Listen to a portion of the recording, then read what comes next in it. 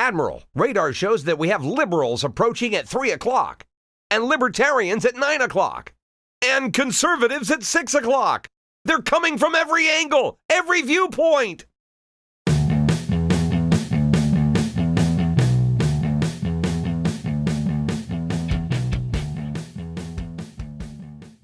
So, hello, Green Bay. This is Elliot, and this is Political Radar Green Bay, and I'm here with Kristina Shelton. Did I say Shelton right? Yeah, Shelton. Shelton. Yeah. Is it okay? A hard T? I don't know. I don't know. I should have practiced it before we started recording. It's my married name, okay. So it's just whatever, anything goes. Whatever. Okay, excellent. So I asked you to be on. You're running for school board. Tell me about that. Yeah, it's crazy. It's a crazy time. It's crazy? It's pretty intense. Sometimes I look back and I wonder how I got here. It's been an interesting ride. It's been exciting. It's been equally the hardest thing I've ever done. And probably the most important thing I've ever done other than raise my kids. It's been really cool because I've been in education for 20 years. So to see it from the other side of governance and now, looking to be an elected official, I'm appointed right now. Mm-hmm. So it's just it's an interesting perspective to sit there. So how did that go? You got appointed. How did you end up getting appointed? Yeah. So a couple years ago, my kids go to school here, and I've been doing work in the district. I started a wellness team at Aldo. That's my wheelhouse. Mm-hmm. So as my kids were in the district, I got more involved, and I've been doing a lot of community work, community activism with Black Lives United, and doing some other stuff, and just paying attention more to what was happening. And went to the school board in May and spoke out about some concerns that I had, and just from there started just getting more involved and going to the meetings. And when there was the appointment open, my husband was like, "You should do it. Just put your name in. If they don't pick you, whatever, mm-hmm. It's fine." So I put my name and wrote a letter, never thinking that they would choose me. Went through the interview process, thinking I'm going to go be myself. This is what I do, and was pretty floored when they chose me. So the interview process. So who chose you? Yeah, so the board actually interviews you in an open session. So you submit a letter. There's really no, specific criteria. They just ask you why you want to serve. And then they came in. It was a 10-minute interview. It was really quick, which is mm-hmm. hard to get into anything in 10, 15 minutes. Mm-hmm. So then they picked, I think there was over 20 people who had put their name in, and I think they interviewed 7. I believe it was 7. So how'd you wow them? Why'd you want to do that? Why do I want to serve? Yeah. Yeah, I think I have a unique perspective. I'm a parent here in the district. I have two young kids. We hear this a lot, that we need younger people serving on governance and appointed and elected positions. So I felt like I had the capacity to do that. I work a full-time job, so I have a really busy schedule, but I work from home, so I have flexibility to kind of get out and do other things. But also my experience in education, but also my community work here, the local community work, I felt like it just was a nice bridge to bring it all together, and I felt like I had a voice that was needed at the table. So you said experience in education. Yeah. What do you mean by that? Yes, I'm a health and physical education teacher by trade. Cool. So my standing joke is that I'm a PE teacher who now wears fancier clothes. Okay. Yeah. Nice. So I still wear sneakers every day. So I was a K-12 health and phys ed teacher. I taught in higher ed as well in Northern Virginia at a community college. I now work for a nonprofit that works nationally with schools. So just kind of moved in different ways. But yeah, it's really fun. So you work with other schools too. Mm-hmm. Okay. Yeah. So you mentioned back in May that you had been going to some of the meetings, mm-hmm. and you were worried about some issues that were happening in our school. So tell me about some of those. Yeah, so one of the big things I was concerned about was the AIR proposal that they ended up contracting with, the AIR to be the turnaround partner for Washington Middle School. And with my work with Black Lives United and a lot of the community organizing, just, activities that I've been doing, I was really concerned about not only the amount of money that the district was paying for this outside consultant firm, but just being concerned that the consultant firm wasn't going to really know the story of our community and the story of Washington. And I had some big questions. I wanted to know how they were going to bring in parents and how they were going to bring in that story as a part of the process to unpack Washington and really build it up. So I went in with my friends Robin and Stephanie, who started Black Lives United. They sat on either side of me. We went in and just said, we want to know how this is going to tackle racism and oppression and poverty, along with academic achievement, because academic achievement doesn't happen in a vacuum, right? Mm-hmm. Kids come in with living in a society and in their neighborhood. And so it can't just be about math and literacy. It has to be about what I say all the time is the whole child. So I went in with some really big questions, and I was pretty nervous. I mean, to bring up racism, oppression, and poverty is something that I think it makes a lot of people uncomfortable. But I feel like it's important. So I don't know if this is the angle that you took when you went in May, and I don't know if your stance has changed at all, but isn't this what we pay the administration to do? Yeah. Like, why do we need consultants? Yeah, well, that's kind of what I was asking. I also was asking, I'm sort of making the point because of my work locally of, don't we have the experts in our community here who can do this? So even if they're not in the district, can't we leverage and connect with UWGB or other leaders here that, again, know our kids and know our families? And I think that's one of the reasons I was energized to run, too, so I'm not from here. People know that about me pretty much immediately because of my accent. And when I moved here, I was blown away by the people in this community and the expertise and the passion for our district. And I just felt like we don't need an outside consultant firm. We can do this ourselves. Like, give us the opportunity to do this. And I don't know if it was the right choice. That choice was made before I was served. Well, I say the same thing. Even we're going to have the opportunity to pick a new superintendent. Yeah.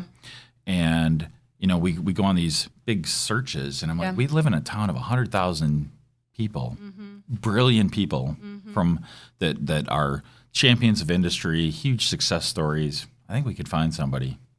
Yeah, I think we could. I mean, that's an interesting thing. Well, because maybe I'll contradict myself here, but with the superintendent, could we find someone here? Sure. But I also think looking elsewhere, I don't know. I think it's a little bit of a different perspective. To me, like a consultant firm comes in, they're here for a short period of time, and then they go. A superintendent, because we're looking for someone over years to invest in our community, I'm not as opposed to bringing somebody in from the outside. And I do a lot of work with superintendents all over the country for my other job, and I've already had a number of people who are really excited about this upcoming opening. People who I feel like because we pay too much. Well, no, because they see this community as being small enough that you can actually do something really great. Yeah. But big enough that it would make a big impact, right? You're not talking about coming in and turning around Chicago public schools. But our district does set the tone for our area. So it really can be an impactful job. We'll see. Yeah. I mean, so on that front,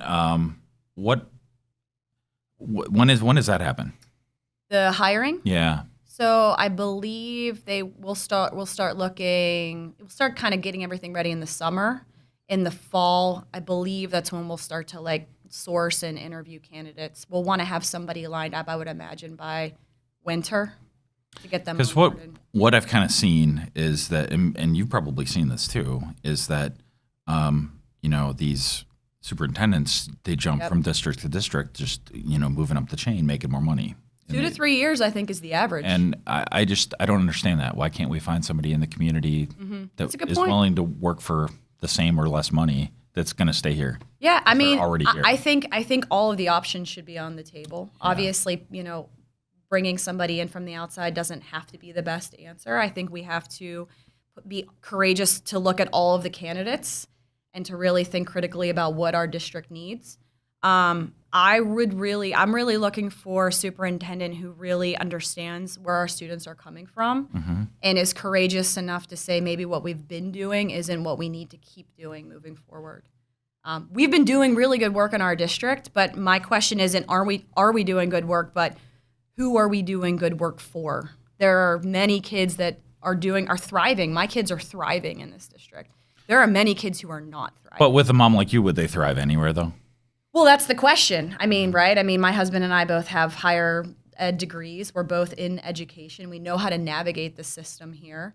But even with that, it's very complicated and complex. So, I think I really want to see a superintendent that has a real clear vision and that can push back and say, testing, can't we do better? Can't we take a step back and really meet kids where they are? So it was a real eye opener for me when I looked at like how our middle schools and our high schools rank. Mm-hmm. What do you think about that situation? The ranking, the state ranking. Yeah. It's a double-edged sword. I mean, I think the issue I have with the ranking is how the schools are ranked. It doesn't really give us a full snapshot of what's happening in the schools. East High School right now is ranked low. But I'm going to send my kids there. I don't think it's a failing school. I think it's a great school. But by the metrics that we have right now, it's quote unquote it's not working. So I think it's not an either or, it's both. It's how can we look at what the metrics that we use now to understand what's happening, but how do we understand that doesn't give us the full picture? So the problem though is that maybe we need to get involved at the state level and try to change the metrics. But my brother, he recently purchased a new home and moved from Green Bay to De Pere, and that was one of the factors. And for the school district down there. And he's a teacher. Okay. And what does he teach? Well, he teaches social studies, and that's another topic that I would like to talk about because I keep hearing about this teacher shortage, and it's a bunch of fabrication. It's nonsense. But anyway, they look at the rankings, and we can talk about. There's great teachers. Yep. There's especially pockets of great teachers, individual great teachers, but to a point, it doesn't matter, right? There's a ranking.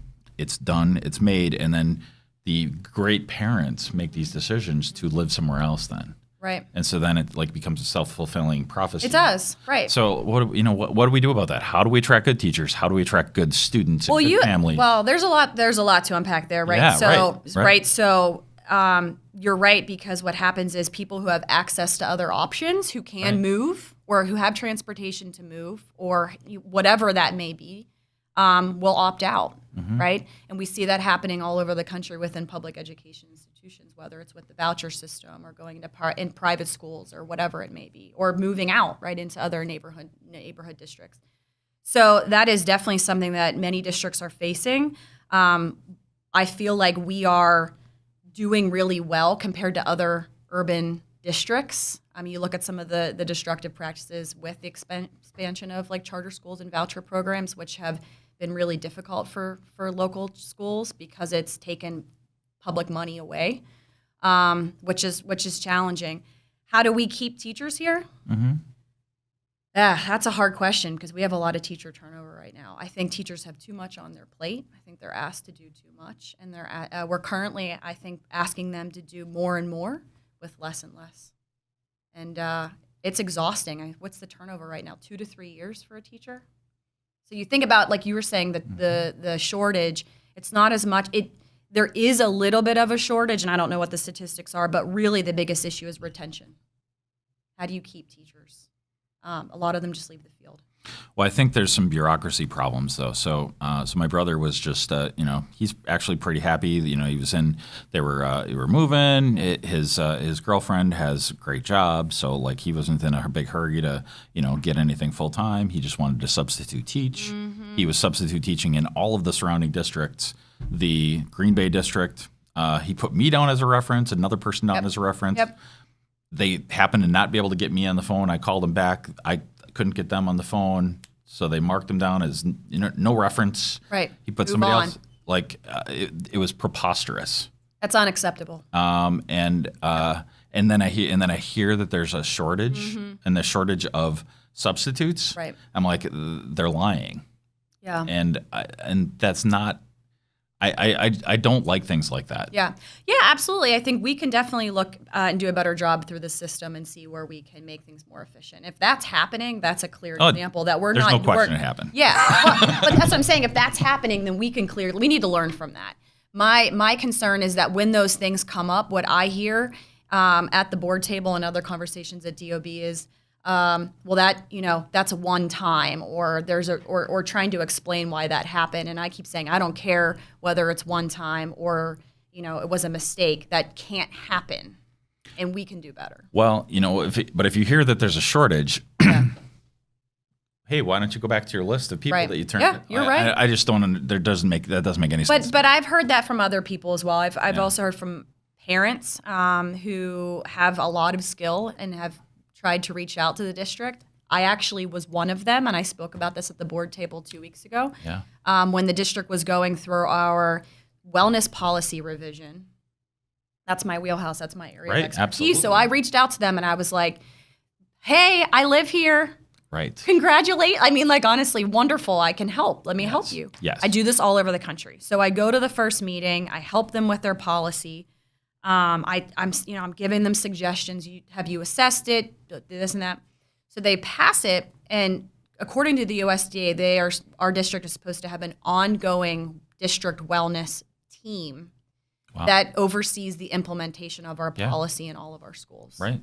So last year, when I was a parent, not on the board, just a parent, I was trying to find out what the status was of our district wellness team, because legally we're supposed to have one. And I emailed them and said, right. What's up with the team? Can I get on this? Because legally they're supposed to allow parents to be on it too, so I know my legal rights. Mm-hmm. And I'm not saying this to throw somebody under the bus, but if we have parents who have a skill set and want to get involved and we're not engaging them, we're not doing our job. And that permeates all over the place. Mm-hmm. And I know you're new to the board, so I'm not, this isn't just a complaint session. But it's okay.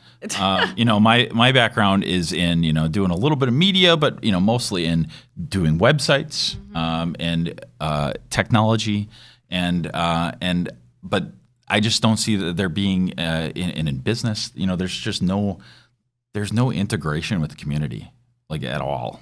So from a cultural perspective here, are you from here? Absolutely. Okay, so I know I have thoughts on why that is, but people always tell me that, when I have ideas, I get pushback a lot of, well, you don't know the 10-year history, you don't know the 50, because I've only been here for 6 years. Oh, yeah. So I get pushback sometimes. Yeah, I don't know. And I wonder, like, what am I missing something? Life. No. Okay. No, you're not. They're wrong. Okay. They're wrong. Pushback. I don't know what that's about. I just thought that was interesting. Like, no, I've had that a couple times when I have an idea and people say I tried that 10 years ago. I'm like, great. How can I learn from you? You know what? Don't accept that from anybody ever. Yeah. I don't accept that anywhere. Well, I don't. And what I say to them is just like I said to you. Great. I'd love to know what lessons you learned. How can we move forward together? Because you can't know the institutional knowledge of every institution in your community. It's just not possible. So no. And yeah, I really think we need, we don't talk about this in this space, but I know people talk about it on Facebook, online, increasing transparency, and sort of getting out in front and telling our story more from the district, from the community perspective, than feeling so insulated. You know what, though? I appreciate this idea of transparency, but like, you don't need to be transparent if the community's involved, right? This whole locking everything down all the time, it's a bunch of nonsense.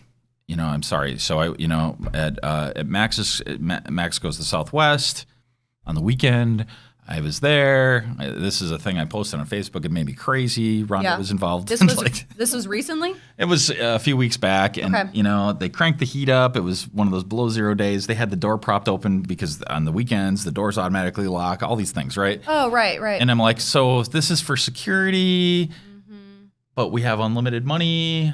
The whole thing was making my head explode, right?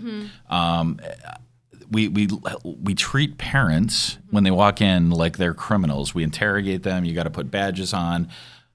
I'm sorry, you work for me, and there needs to be a little bit more friendliness. There needs to be customer service. I don't get interrogated when I walk into Walmart. Yeah.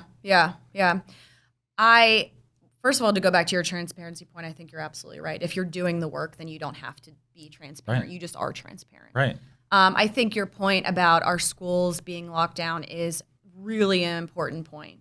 The safety and security of our kids has to be the most important thing.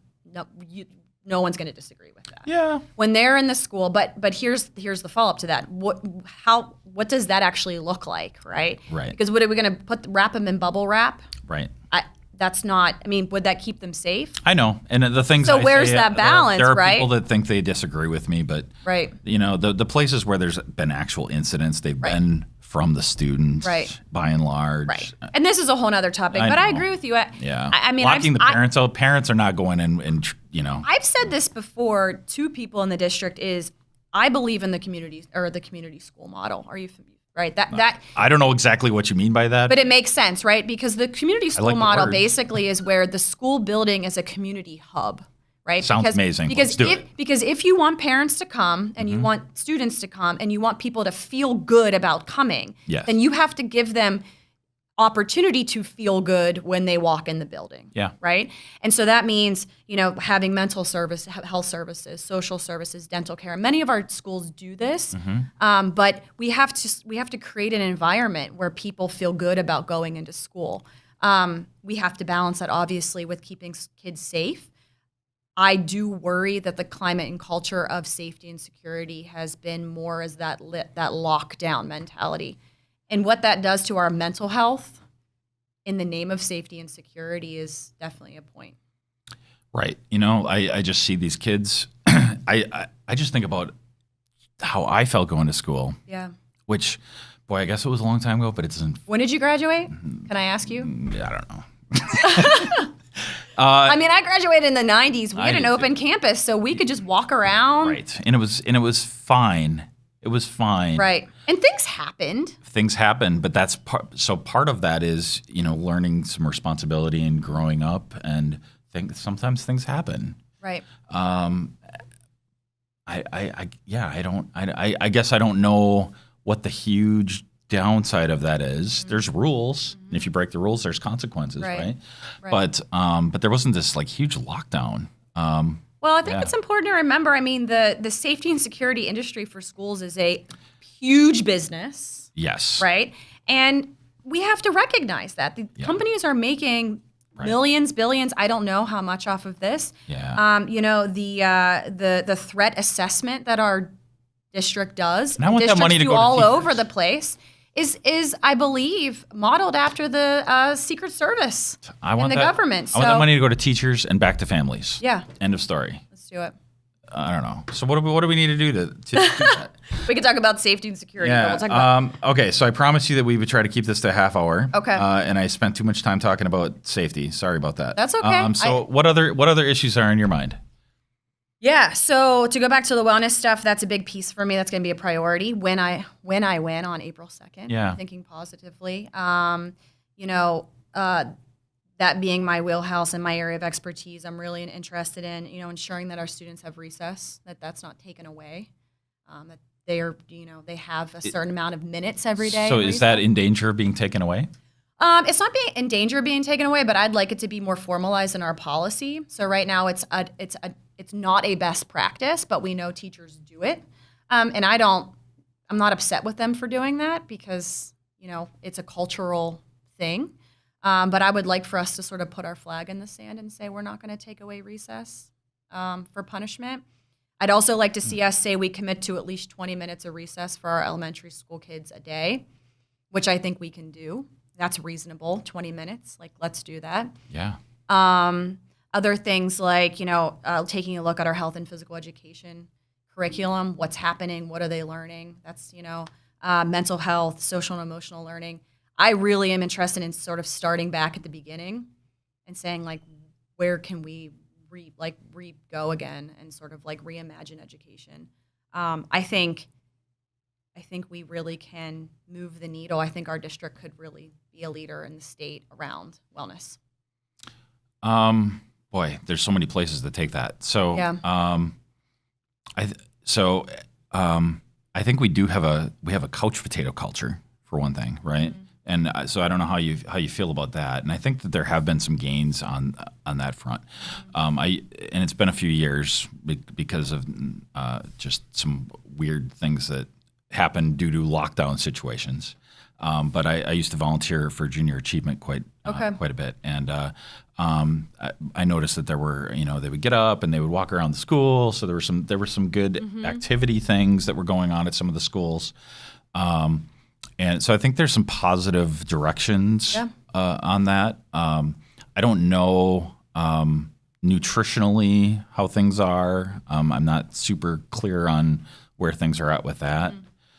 With like our school meals. Yeah. I mean, I don't know. Like I've kind of come full circle on that. I actually I think it's probably kind of unpopular, but I think like we should just get rid of it should be free lunch for everybody. Yeah. Because it's the cost of in many of our schools it is because we're community eligibility, so everybody gets a free. There's a cost to collecting the money. Yep. Like, just give it to the teachers and everybody. And it's actually easier for food service too, right? Because then they have a better sense of what they're doing. Yeah, our food service here is our food service department perfect? No, there are things that we always can be doing to get better. Food's hard. And thinking about we're feeding how many kids every day, and we're feeding breakfast, lunch, and even in a small car, and now dinner in a lot of our schools. We're feeding dinner, and we do summer meals. So. It is a ton of kids. A lot of our buildings don't have the facilities to cook in-house. So when people talk about complaining about the packaging, it's like, well, yes, we could be building new kitchens in the buildings, which I would love if we. What do you mean they're complaining about the packaging? Well, because it's like the waste of the food and the packaging of how the food comes, because a lot of it comes from Central Kitchen because they can't cook it. Right. Okay. And then with that has to have a shelf life because they have to be able to get into the schools. Okay. But I will say that our food service department has been very receptive to feedback and parent voice and allowing parents to come in. So I always encourage parents, if you are confused about what your kid is eating, go talk to them because can they change everything the next day? No, but I was at a school board meeting a couple months ago and they integrated a dinner program at Washington within 2 weeks. Wow. Just the turnaround or a month or something, but the turnaround where they were able to pull that off was incredible. Yeah. I'm not aware of any big problems with that. Yeah. But it all connects back to, I always ask the question, how does this support academic achievement and the well-being of our students? Right. That's always the central question for me.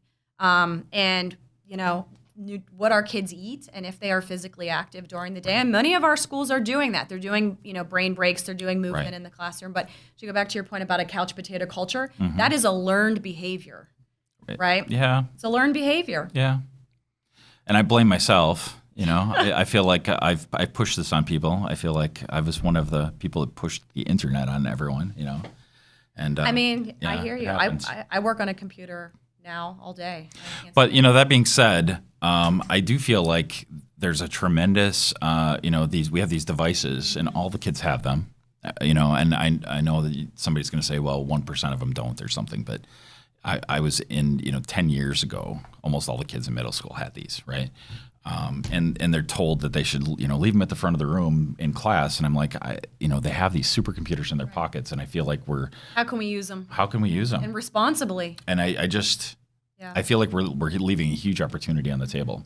They have supercomputer. If you would have told us in the 90s that these kids would have supercomputers in their pockets, but they're not allowed to use them. Just thinking about the amount of music that you can access on your phone blows my mind. It's unlimited. Right? You can listen to any Beatles album you want right now. Just type it in. Right. You can find it and listen to it. It's insane. Yeah. I agree. I think I do this with my own kids. It's about having conversations so that they understand how to use it responsibly. So when it's time for them to put their, phone or whatever away, we talk about screen time. Hey, I've been on my computer all day too. We all need a break. Let's spend some time together. Yeah. It's not good for you, right? Right. So it's about those conversations because you're right. They don't have to memorize facts like we did. Right. Why do that? Just pull up Google and ask. It's a communication tool. It's definitely a computational tool. I just, them putting them away in class. I just like it's a work tool. I feel like there's not enough new thinking on those things, and it's a disadvantage. Our competition, our kids in Green Bay, our competition is not kids from Appleton. It's kids from Africa and from China and from India, right. And they're not being told to put these away. Right. Well, and how do we use these to learn how to then think critically? Right. Right. If you can access all the facts on here, it's not about the facts. It's about how do I think about the world. And they need to be engaged. Right. How do I think about the world around me? How do I use this to problem solve? Right. How do I find out what I'm interested in? Right. How do I get connected in my community? There's many different ways you can use your phone. No, I hear you. Yeah. So, all right. Thank you for the conversation. Any last thoughts you have? I took up more than your half hour. I think. Oh, that's good. I enjoy this.